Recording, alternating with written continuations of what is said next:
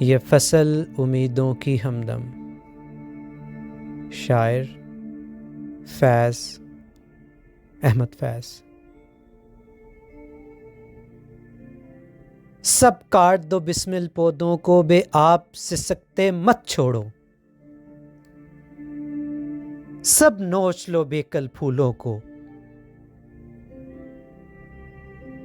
شاخوں پہ بلکتے مت چھوڑو۔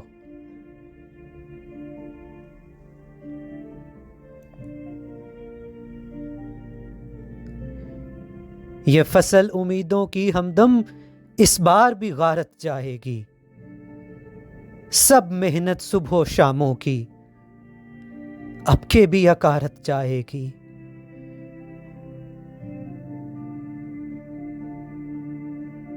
کھیتی کے کونوں خدروں میں پھر اپنے لہو کی کھاد بھرو،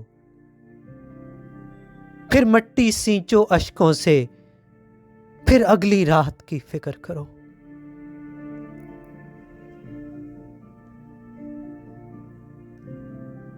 پھر اگلی رات کی فکر کرو، جب پھر ایک بار اجڑنا ہے، ایک فصل پکی تو بھر پایا، جب تک تو یہی کچھ کرنا ہے۔